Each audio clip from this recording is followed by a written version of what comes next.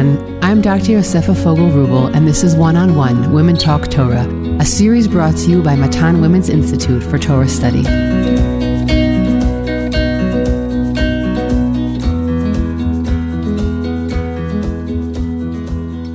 Welcome back to Matan's One-on-One Parsha podcast, where we spend about 30 minutes discussing deep thematic points about the Parsha.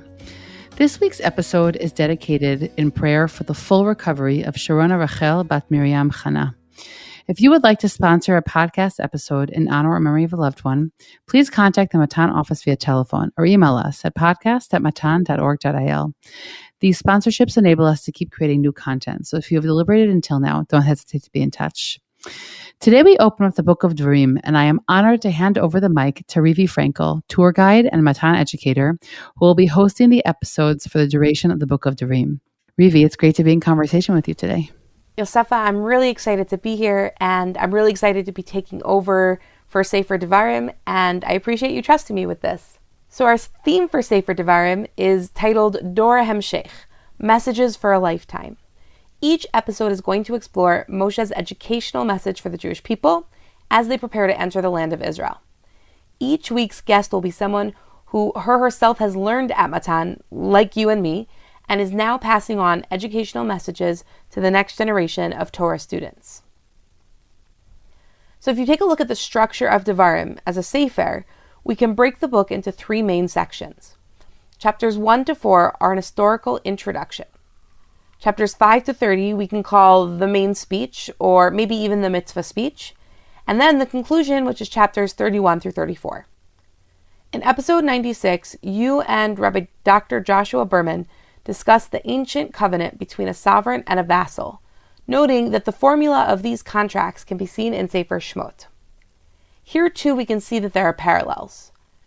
Ancient covenants begin with the historical background as to why the two parties are entering into an agreement, followed by stipulations laid out by the sovereign. Moshe begins his speech by reminding the people, most of whom were not present themselves at Sinai, about the shared history between God and Bnei Israel that led to the creation of this covenant. Then he reminds the people of the stipulations of the agreement, what God expects of them, and what they can in turn expect from God. Like other ancient treaties, Moshe's speeches include blessings, curses, promises by the sovereign of what will happen should the treaty be kept or should the vassal fail to keep up their end of the bargain. Specifically in this week's Parsha, we hear Moshe's historical prologue. Moshe details the places the people have traveled throughout the desert. Then he seems to digress, discussing the appointment of judges when he can no longer handle the people, for they have grown too large. Next, Moshe discusses the sin of the spies and the punishment of that generation not being allowed into the land. This is followed by recounts of events more recent to the people in their memory. Ammon and Moab refusing the Jews' entry into their land, the war with Sichon and Og, and the settling of the tribal lands on the other side of the Jordan. The Parsha ends with a message of chizuk to Yoshua, not to fear because God will fight his battles for him. And maybe that's actually a good segue as you're passing on this podcast to me, that I shouldn't be too nervous because Be'ezrat Hashem, we are going to be sharing beautiful ideas of Torah. But I'm wondering if you can maybe jump in a little bit to explain how you see this historical context and the reason that we need a book that's called Mishnah Torah. Okay, so I think first of all, maybe it's the least exciting explanation, but I think the most realistic, basic level is exactly what you said right now about the historical prologues of these treaties. We're meeting this new generation, assumingly all those who weren't able to enter the land have died out except for Moshe Rabbeinu. He must be very lonely at this moment in time. And so we have to sort of set the stage. And as you explained, the new generation has to accept the covenant. These covenants don't just continue on their own. They have to be reaccepted by the new generation. So I think that that's really the most basic answer as to why Sefer Devarim opens up this way. But I also think that there are perhaps other explanations that are also important, and they sort of we can hold them together with both of our hands as we open up the book of Devarim. I think that on a very basic level, because we have people who were born at all different times throughout the wilderness experience, they're simply not all updated about what happened in these past years. I think about even my own family who, children born in relatively close intervals, but they all have a very different experience about what this family was like. I just 20 minutes ago was putting some of my children to sleep, and two of them were asking me to hear birth stories of theirs. And I was telling my third daughter about the time that I brought her to friends of ours with her older sisters in order to go give birth while it was in the middle of one of the lockdowns in Corona. And she was like, really? We went to their house. And, for her, it was like this memory she doesn't even really have.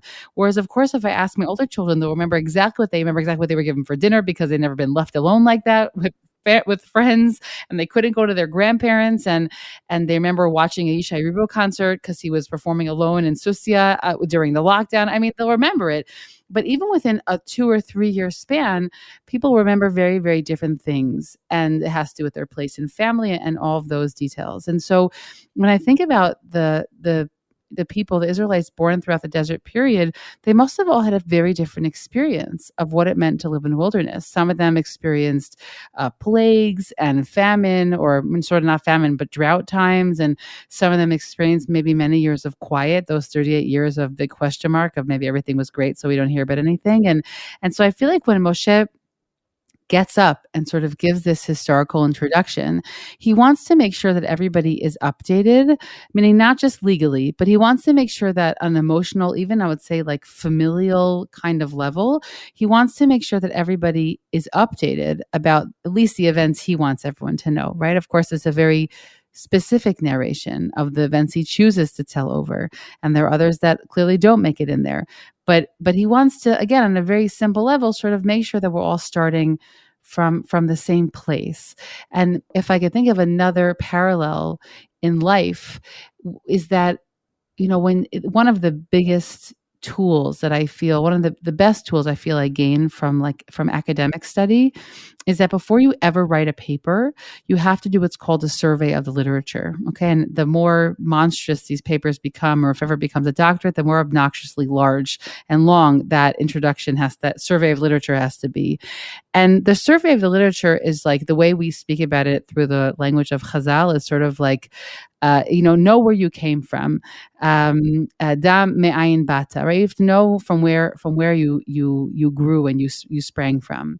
And I feel that that's another sort of function of what Moshe is doing here now, is that before they go into Eretz Yisrael, they have to know where they came from. When you write these, big academic papers, you need to know exactly what was done before you so that you're very clear on what your goal is and what your contribution is to that conversation.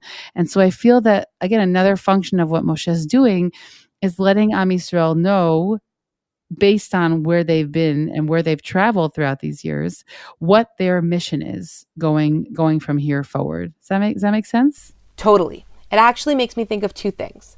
First of all, the parallel between the fact that Shema, the root word, the shoresh, and also what we have in our liturgy, the actual prayer of Shema, is such a focus in the book of Devarim. And when we see the words Vishinantam Levanecha and that same root connection to the word Mishnah Torah, that what you're saying is that we have to continue to accept this covenant by every generation. And in order to do that, we sometimes as adults make assumptions that the next generation just knows, that somehow they've just gathered that information, it's in their DNA. And it's really important to take that pause and to say, wait, we actually need to talk about this. We actually need to make sure that we're on the same page. The other thing that it makes me think of, and it's a question that I'd like to throw back to you, is that if Moshe being here is trying to put everybody on the same page, then why are there so many differences between this account and the account in other places in the Torah? Even just in this week's Parsha, but we really see it across the Sefer. In this week's Parsha, we have it with the spies, where we see some really fundamental differences in the historical account. And so if this is about a retelling of history, then why is it so different? Okay, so let me jump one step back and then we'll jump one step forward together. Going one step back is that I also just wanted to mention the idea that we know psychologically from a lot of research that's been done on this, that the more a person is rooted in their knowledge of their family backgrounds, the sort of the more likely they have of a better outcome, meaning they're going to be more psychologically healthy and sound. Children who know where they come from, even if they're coming from families, let's say, that aren't whole in raising them, but they know where they came from, they know their roots, they know who their grandparents are, they know their stories, even if they're refugee stories, that those children have much better indicators for where they'll be able to go forward in all different ways that we sort of measure the ideas of success. Yeah, it's actually a study about resilience specifically. What makes children resilient? And it was a study that was done in the late 90s. It echoes that basically what you're saying, that it was about a shared family history and overcoming obstacles, and knowing that their immediate ancestors had overcome obstacles. That's what gave the children more resistance to deal with challenges, whether you're talking about normal everyday challenges that people need resilience for, or extreme challenges and challenging environments. Okay, so that's the study I'm referring to, but I forgot that it was about resilience. So thankfully you knew that. And so, but Rivi, so before we even talk about this idea of Mishnah Torah, I think it's really, really important to bring in the fact that many of the commentators, without knowing that study, obviously, on resilience in the 90s, say something very similar. They say, why does Moshe repeat all of this, right? Before we get to the question of why the details different, why does Moshe repeat all of this? The Rashbam asks all these different commentators. And they basically all say something very, very similar. I'll read one example. So, for example, Rav Hirsch says this in his commentary on the fifth verse of the first chapter of Devarim, and also Shadal says it. Rav Shlomo David Lutzato, I'll read him because he's shorter, and he says that Moshe ma'arich k'tzat b'sipur gdulat hanitzachon shenatan lehem Hashem. Right, Moshe really sort of elaborates here on all the victories that Hashem grants us in the wilderness. Shenatan b'yadam shnei melachim adirim, right, that we were able to sort of overcome these two great kings of Sichon and Og, and he says, "V'chol ze lechazek et lev ha'am." It's all meant to strengthen the heart of the nation. Leman yiftechu b'Hashem sheiten b'yadam gam et eretz Canaan. Right? So if they remember all of the victories they've had in the desert, they'll then feel much more confident that God will help them in the land of Israel. So I feel like that really dovetails so nicely the study that you mentioned about resilience, because they know that God was there for them in the past, they're more likely to have faith that God will be with them in the future. So I feel like that's such a great sort of ancient way of describing a very similar thing that we see regarding children and the grounding that they are able to draw upon when they know about their family. So that's just a really important piece. I feel also there's like a little bit of an important like tribal thing going on here. Like Moshe wants us to be proud and strong and sort of come into this very scary period of conquering Eretz Yisrael and feeling that we're carrying all of that with us. We're carrying those victories. We're carrying God's help. But your question is really about why the difference is. And I think that, I guess maybe I would offer an idea that's sort of more, I don't know, philosophical or sort of a broader idea, and maybe you'll have something to add in terms of the details. The broader idea is actually one that we brought up last year. Rabbi Yitzchak Blau brought it up in our episode on Devarim. He brought it through the lens of Rav Tzadok Milublin. But as I was preparing for this conversation of ours, I actually saw that several Parshanim quote this idea.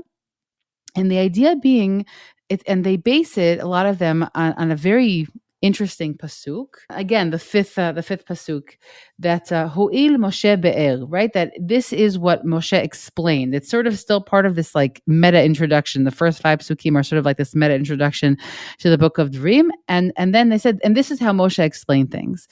And so I'm just was looking up in the Sfat Emet on Parshat Devarim. And he basically says that Sefer Devarim is the beginning of Torah Sheba'al Peh, okay? And that the purpose of Devarim is not to be a copy. It's not a carbon copy of the Torah, which obviously we know that because there's so many differences, also legally and also in the narratives, between the book of Devarim and the rest of the Torah. But he says it very, very clearly. I'll just read 2 lines from what he says. He says, אכן משה רבנו עליו השלום היה המתחיל ועשה משנה תורה שהיא התחברות תורה שבעל פה אל תורה שבכתב. He says that Moshe Rabbeinu was the one who started this idea of sort of the quote-unquote repetition, and the point of it was to connect the Torah שבכתב, that which was written, with that which would be spoken and learned out through learning or through speech afterward. And he says specifically that this is what was necessary in Eretz Yisrael, that only when Am Yisrael gets to Eretz Yisrael can they have or can they maintain or can they further elaborate a Torah Sheba'al Peh.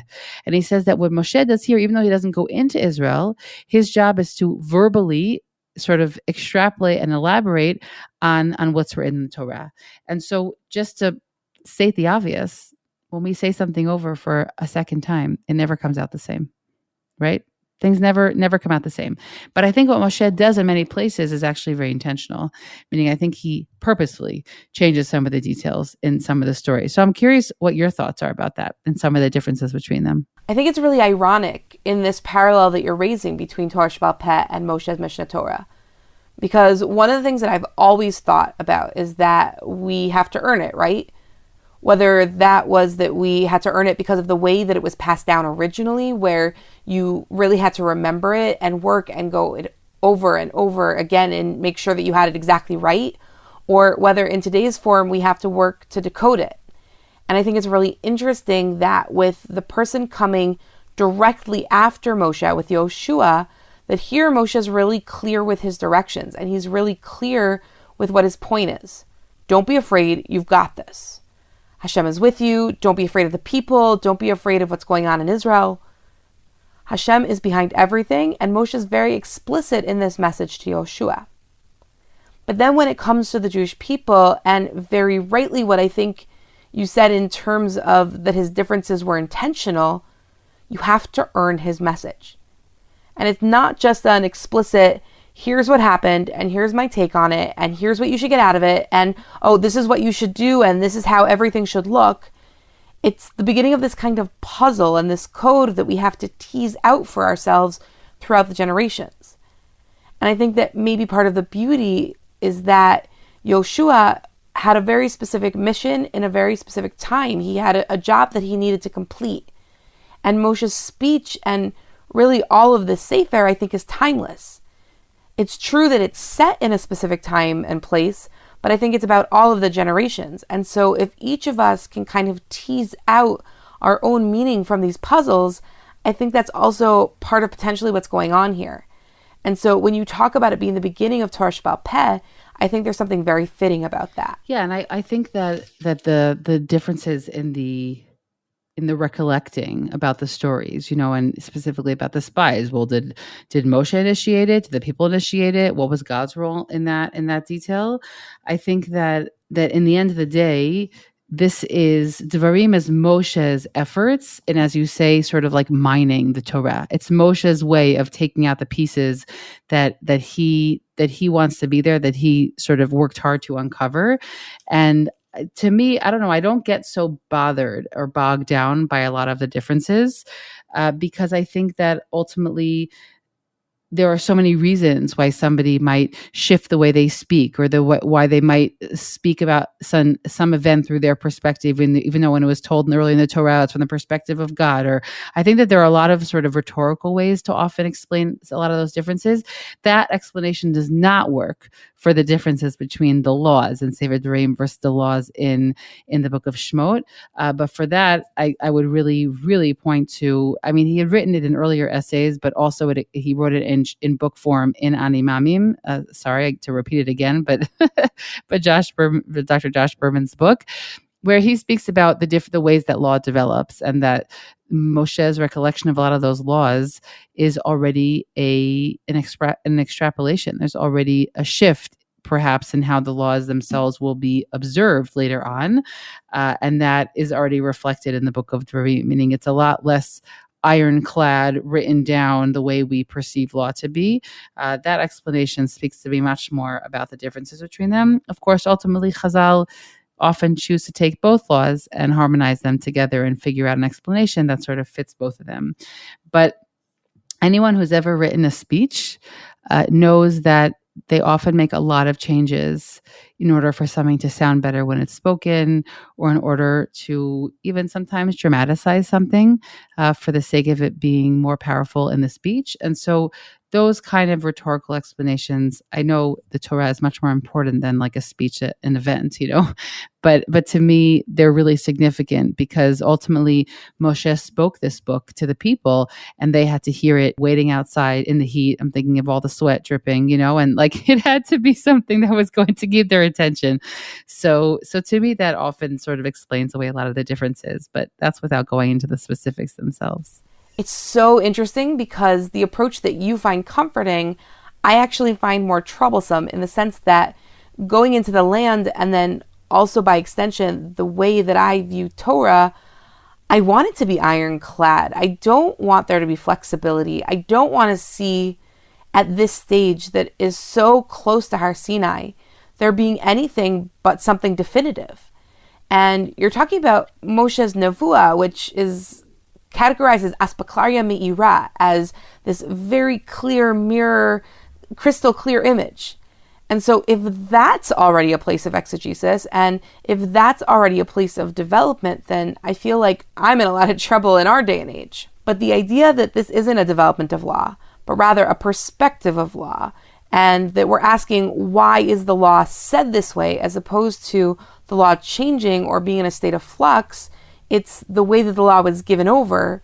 To me, that's a much more comforting way to look at it. And in that situation, I think that the discrepancies become really important, not just vis-a-vis Moshe's message, but then also in terms of how I'm to view the law specifically, if that makes sense. Rivi, I totally understand your hesitation about that. And I think that a lot of people wouldn't like it, which is why when we brought it up last year from Rav Tzadok, it was sort of like, yeah, it's kind of revolutionary. It does suggest some things that are very disturbing to people based on the way that law is understood today. And what I'll just say is that stands out as it is. And I don't think that I don't think anybody has to, the explanation that speaks to me doesn't have to speak to anybody else. But I do think that it is important to point out that the way that law develops now is very different than the way that law likely functioned then.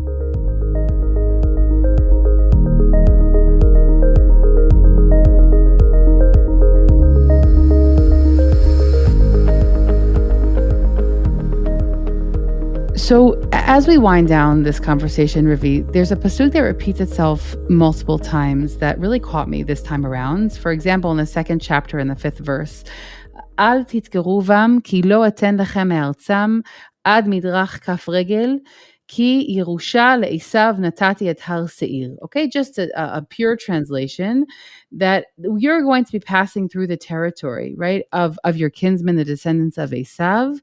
And he says, be careful not to provoke them, for I will not give you of their land so much as a foot can tread on. Right? He says this regarding Seir. He says regarding the other lands of Ammon and Moab, that these lands don't belong to you. And be very careful. You were given a specific gift, and that's the land of Israel, but do not think about expanding your borders into these lands. And the specific explanation given for them is also because they're relatives, right? Because they're Esav, because they're the children of Lot, who he had with his daughters in that infamous story in the beginning, in the 19th chapter of Breshit. It sort of reminds me of the Isur of Baal Tosif, right? Just like you're not supposed to add on mitzvot. So God says, don't add on to the land I gave you. The land I gave you is just enough. And I think that there's this really powerful message that we have here that as we're about to conquer and use our strength, that we have to be really careful not to overdo it. And just by example, the Rashbam comments on this pasuk, and he says, "Pen yerach levavam lemor, im ratzon hakadosh baruch hu letet lanu nachala viyacholet biyado, lama lo horish lanu ele haumot she'avarnu derech alehem." The Rashbam says that this pasuk or these pasukim are coming to sort of preempt some sort of very hubristic thought that the people might have and say, well, if God, was giving us Eretz Yisrael, then why wouldn't he also give us the lands that we have to pass through in order to get there? And so he says that, therefore, God says, chill out. And the Rashbam brings what I believe is actually a midrash that Rashi brings in another form. And at the end, he says that lichvod Avraham shekurvim hayu, that all of these sort of, I'm reserving, right? Think of those reserved seats at at a show. These reserved lands, they're all in order to respect Avraham, meaning all these other descendants. You shouldn't think that they just disappeared and that they weren't important. They're important, and God also gives them their land. And so I just think there's something really powerful here about what God is saying. Don't get too high on yourself. And don't try and take lands that belong to others. But there's also this really powerful message about respecting the families that we're related to. And so, in Hebrew, we often call our Arab citizens, in sort of slang, we call them cousins in Hebrew. And I think that, obviously there's familial justification and truth to that. But I think that this pasuk also sort of drives that point home, that these people have their own inheritance. Again, here it's Seir, Ammon, and Moab. And I think it's also this very powerful warning that God is giving us, that just chill out. You have your own land. You don't need to take more than that's given to you, and it's enough for what you need. It's so interesting because I think it comes full circle back to that story that you told about your kids, right? That we all, depending on how old we are and the perspectives that we come from, we all see the world really differently. And that kind of reminder of familial connection, and that ultimately God's perspective is the most important one in terms of conquering the land and in terms of how we relate to other people, our moral compass really comes from HaKadosh Baruch Hu. And so when Moshe is telling the people, putting them on the same page, I think a part of it is reminding the people that ultimately that's where it all comes from, is God. But I also think that it's really comforting, right? Meaning, if God cares so much about these kind of castaway children, if you will, then of course God's going to help us enter the land, right? Of course God is going to be with us. If God is telling us, don't touch this land because these people are sacred because they're connected to Abraham, then we, who are in a continued covenant with God because of his relationship with Abraham, and then his relationship with Yitzchak, and then with Yaakov, so we should be reassured that Hashem has our back. And it's another way that we can chill out, right? We don't have to be worried as we're getting ready to enter the land. Yeah, totally. I think that there's a very, very significant reassurance that is being given to the people here. And I think it's also a little bit of a promo, when Rashbam says, Lo Yerach Levavcha, so of course that's a quote that's lifted from Devarim later on. But I think that, we're very aware that one of the biggest pitfalls that's going to come in the coming years is this balance between kochi v'otzem yadi, right? That we have all this power in our own hands. Here we are conquering our own lands and making our own food. And it's going to be a very, also not such a smooth transition from this very clear divine providential existence in the wilderness to a very human geared existence in the land of Israel. And so this sort of pasuk that's like, just sort of sewn in there so seamlessly is there to sort of already sort of familiarize us with this idea that it's going to be very hard to remember that we only need our portion and not anything else. When you're already in the schwung of conquering, you're going to want something in addition. And so, yeah, I think there's also something that's comforting and reminds us that God has our back. And there's also almost like it's a warning. It's a warning to, as we become more powerful and we sort of step into our boots, that we shouldn't get too haughty in that process. And I think it's kind of amazing that we today, currently in our modern times, are in a place of history where that warning is relevant again. Meaning the idea that we're in a place today where kochi b'otzem yadi, that my power is in my hand and that I have the ability to conquer the world almost, or at least that's sometimes how it feels when we look at our soldiers and the accomplishment of our modern state. How amazing is it to live in a time in history where the Jewish people need to be reminded of that again, and that we're back in that same place almost. And I think it's really kind of beautiful. Totally. This has been a really great conversation. Thank you so much for coming on for the first Parsha of this new Sefer and for passing on the torch and for your beautiful insights. My pleasure. It was a pleasure to be here, and I'm looking forward to having everyone hear you for the coming episodes. I hope you've enjoyed this conversation as much as I did. I'm Dr. Yosefa Fogel Wruble, and this is One-on-One Women Talk Torah, a series brought to you by Matan Women's Institute for Torah Study. Please do One-on-One and Women's Torah Learning a small favor by sharing this podcast with family and friends so that we can reach new listeners. You can stream and download these episodes on Spotify, iTunes, Google Podcasts, SoundCloud, and Matan's website. Don't forget to leave us a 5-star review in the comments. Please send us any feedback at podcast@matan.org.il. That's podcast@matan.org.il. Thanks for listening, everyone.